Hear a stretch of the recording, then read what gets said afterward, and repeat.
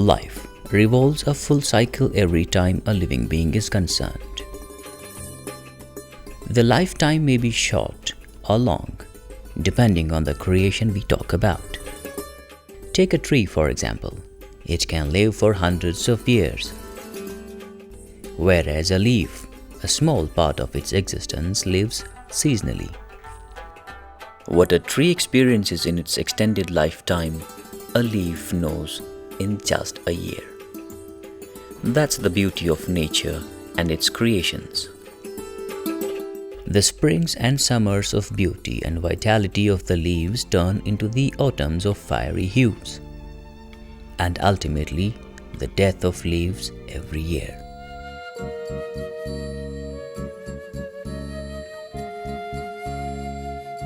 The dead leaves return to their peace with the nature provided they are allowed to decompose.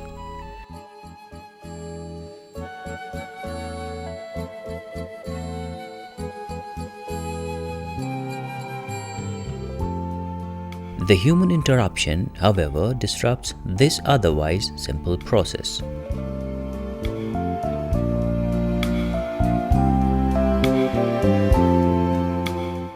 Sam, an ordinary leaf on a tree, grew like the others that surrounded him through his life.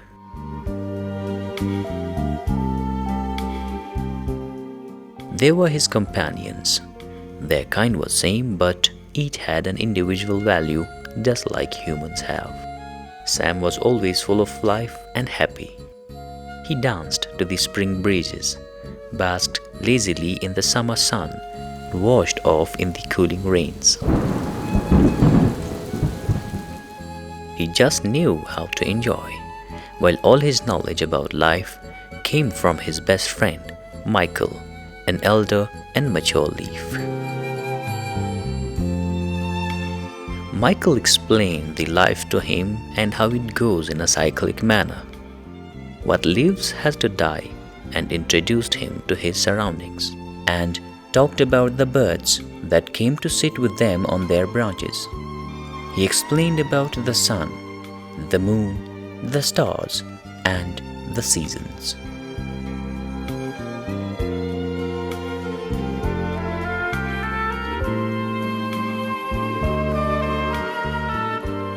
Sam was always full of questions, and Michael always patient with answers.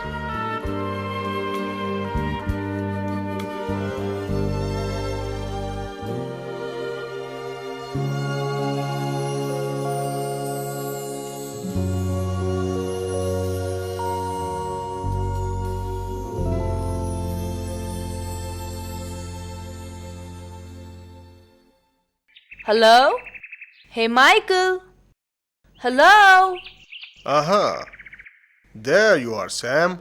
What's up?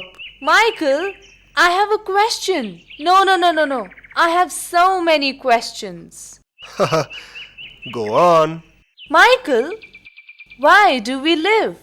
We are a part of life, so we live. What part in life do we play? A very important one. We provide fresh air to humans. The humans? What do they give us back? Some nothing, but some do give back a lot. Like planting more trees, like the one we live on. Oh, that's wonderful.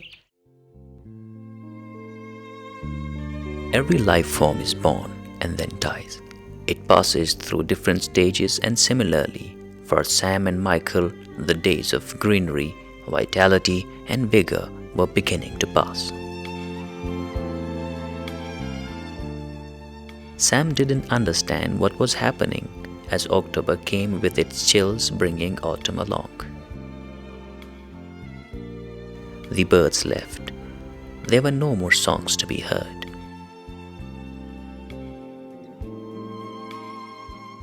Sam was full of questions again. Michael, why do we have so many beautiful colors? What does it mean? These are the colors of age and wisdom, and every leaf takes the color that it deserves, based on its life experiences and what it has given to the nature. What's happening? What's happening? What's happening? What's happening? What's happening, Michael? It's what happens in autumn. It's the time for us to leave. Leave? Where? Are we going someplace else? Yes, we'll move on to our next stage, death, and then become a part of nature again. Sounds scary, Michael. It does sound scary, but isn't. Where will we go when we die?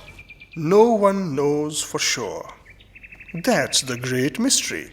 Will we return in the spring? We may not, but life will. Then what has been the reason for all of this? Why were we here at all if we only have to fall and die? It's been about the sun and the moon. It's been about happy times together. It's been about the shade and the old people and the children. It's been about colors in fall. It's been about seasons. Isn't that enough? Goodbye for now, Sam. Saying this, Michael falls effortlessly. He appears to smile peacefully as he descends to the ground. Sam looks painfully as his friend goes away. Now he's the only one left on the tree. As he holds on, he hears a weird sound and looks down.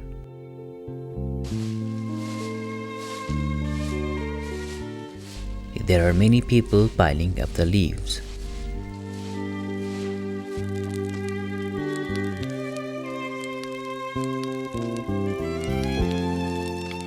His companions are being thrown into the fire and tortured for no fault of theirs. He sees the cloud of smoke rising up above and engulfing almost everything. It blurs his vision, and he is hardly able to see, and he cries as Michael isn't there anymore to counsel him. There is only a black crow making an obnoxious sound. His want to live on bids adieu, and he finally lets go.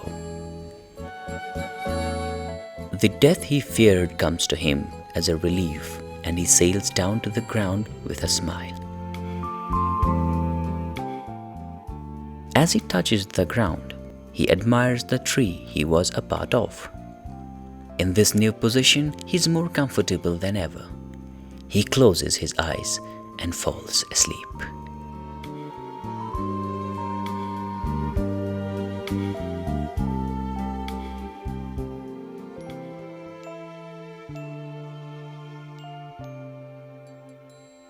He would wish the snow to engulf him if he survives burning and become part of life again in the spring.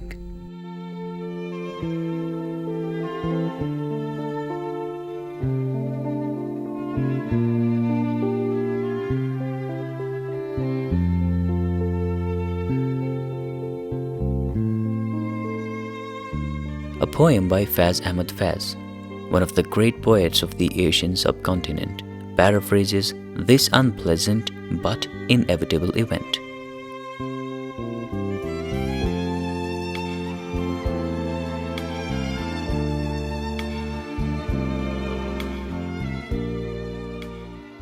Naomi Lazard has translated it from Urdu with every nuance, image, and metaphor. When autumn came. This is the way that autumn came to the trees. It stripped them down to the skin, left their ebony bodies naked. It shook out their hearts. The yellow leaves scattered them over the ground. Anyone could trample them out of shape, undisturbed by a single moan of protest.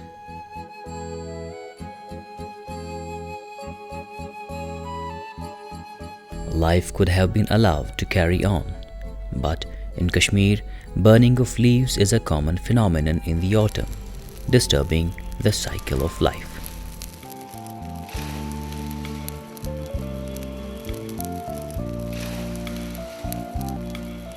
Trees, they shed their leaves during autumn, especially the trees, deciduous trees, what we call as deciduous trees. They shed their leaves during autumn.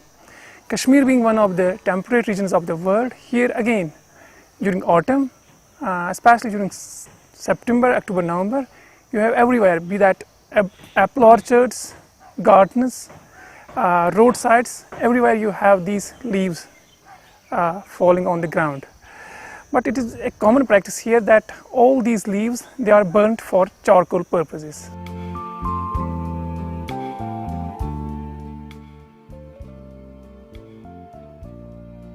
As soon as the leaves touch the earth, these are collected and burned in heaps and piles, mostly to be used as coal to heat the traditional Kashmiri kangri. Not only the chinar but leaves in different orchards of Kashmir face the same fate. The process is against nature and hazardous to humans itself, as it adds to pollution. Burning of charcoal in autumn season is not only a nuisance to the locals, to the inhabitants of the area, but to the visitors as well as to the other organisms of life. Naseem Bagh, which is an urban delight in the autumn, turns into a smoky nightmare in the winters. Leaf burning is a controversial environmental issue, and its certain hazards can range from hazards of smoke to the human health, smog to the commuters, and greenhouse gases to the environment. When leaves are burned in open air, they produce smoke and release toxic gases. During this burning process, number of particulate matters, smoke, pollutants, they add into the air and has a hazardous effect on human health as well as surroundings. Direct irritation of the linings of respiratory system and important conditions arising out of this disastrous practice are allergic rhinitis, cold, chest infections, and weakening of the lining of respiratory mucosa and the linings of the eyes. The smoke contains vapors and solid compounds suspended in the air called particulate matter. The particulate matter enters the lungs and may remain there for months or even years. It increases the chances of respiratory infection, reduces lung capacity, and triggers asthmatic attacks.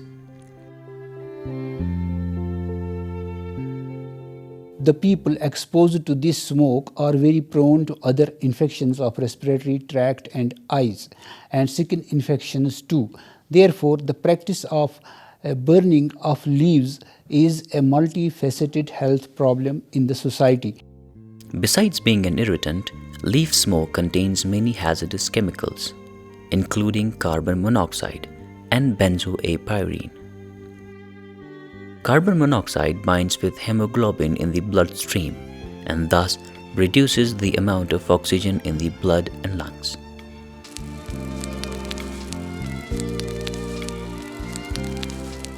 Carbon monoxide can be very dangerous for young children with immature lungs, smokers, the elderly, and people with chronic heart or lung diseases. Benzoapyrene is known to cause cancer in animals and is believed to be a major factor in causing lung cancer. People who are exposed to these air pollutants can experience eye and nose irritation, breathing difficulty, coughing, and headaches. People with heart disease, asthma, emphysema, or other respiratory diseases are especially sensitive to air pollutants. It impacts the health of the humans and the other living creatures. It is adding to the global warming also. Because of the high emissions of black carbon and this particulate matter, in Kashmir Valley, in the vicinity of the Kashmir Valley, we have large number of glaciers there. This black carbon gets deposited on these glaciers. As a result, the albedo decreases, and then that results into excessive enhanced melting of these glaciers, and that could have a large implications for many of the sectors that are dependent on water in the state of Jammu and Kashmir.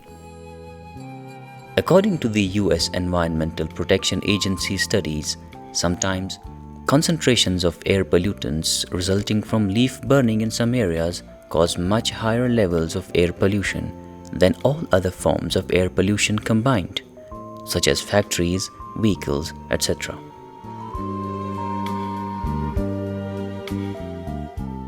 That's why there is one alternative that we can make a compost of these leaves, fallen leaves, which is both from environment point of view and economic point of view much more beneficial. There is an immediate need to create awareness and stop burning of leaves wherever possible. The problem of leaf burning is prevalent in Kashmir, and there is no proper disposal of leaves in other parts of India. If we take from economic point of view, there are some estimates that in a single big tree, when the leaves fall down, they are worth Indian rupees 2500. As compared to the charcoal, that will be hardly 100 or 200 rupees. So from economic point of view, it is better that we do compost of it. From environmental point of view, which is more important, it leads to the say reduction of the air pollution. Secondly, you have it's one of the mitigation activity from the climate change point of view. At present, the law of the land does not prohibit leaf burning anywhere in India, whereas there are various laws, rules and regulations framed all across Europe, America and Scandinavia. There are efforts being made. For example, the University of Kashmir has set up sensors to measure the pollution levels and check the process of burning. We have about 7-8 air quality sensors that monitor the black carbon, that monitor the particulate matter, PM 2.5 and PM 10, carbon monoxide, carbon dioxide. Now when I look at that data for the last 3 years, we are seeing the air quality in Kashmir is as bad as many of the metropolitan cities, and that was very surprising because we expected that Srinagar, the air quality could be much better than many of the Indian cities. Have you ever wondered whether open burning is an environmentally sound way to dispose of leaves? Or what could be the alternatives? The answer should be mostly no or none. Leaves can be left to their fate, or there are ways by which leaves can be disposed of naturally. The first being mulching. Leaves make excellent mulch beneath trees, shrubs and other landscape plantings. Large trees growing in the forest naturally have a layer of decayed leaves and leaf mold beneath them. This organic layer is the home of many beneficial organisms such as earthworms and mycorrhizae. When native forest areas are disturbed and developed, the health and vigor of the remaining trees usually decline. And the other is turning leaves into compost.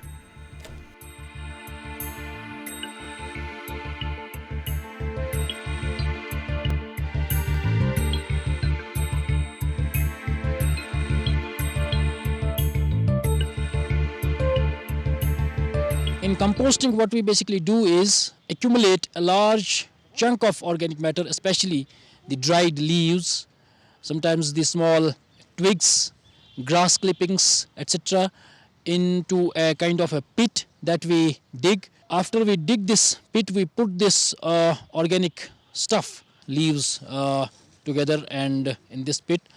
After putting it, we just layer it with a thin layer of soil, and again we make another layer of the organic waste, especially these leaves, and then again deposit one more thin layer of soil. I mean, it depends upon the depth of the pit and the time that we want to keep it on and other factors, how many layers we would basically create in the pit. And the last layer of the soil, what we do is we basically cover the pit with the kind of husk or the straw or the grasses, dried grass, which basically keeps the underground surface relatively at higher temperatures, hotter. Placed in a pile in the presence of adequate moisture, biodegradable organic materials such as leaves will decompose and form compost. It's a kind of manure. The best use of leaf compost is as a soil conditioner. It is an excellent organic soil amendment to improve the tilth of heavy clay soils or to improve the water holding capacity of sandy soils. Two important things we must keep in mind. One, that it is ecologically feasible, it is economically cheaper, it is a highly eco-friendly approach, and on the other hand we are converting this waste into the resource, and that resource is highly useful to us in the form of the manure, which in addition to basically adding the nutrients to the soil is basically performing a lot many other functions for the crops that we use them in. Environmentally friendly ways to dispose of leaves are available, so it's just the choice that we want to make.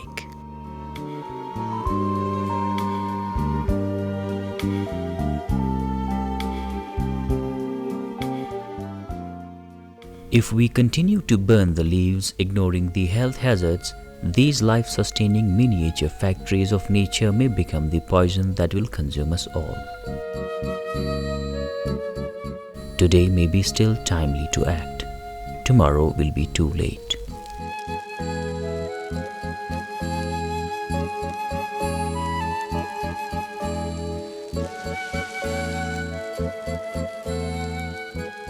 Sam played his role in life, but his complete purpose would only be fulfilled if he returned to where he came from, that is, to the nature. Whether as mulch or compost or just naturally, it's our duty as humans to give back to the nature what it needs and let every leaf, including Sam, attain his eternal purpose, to be a part of the cycle of life.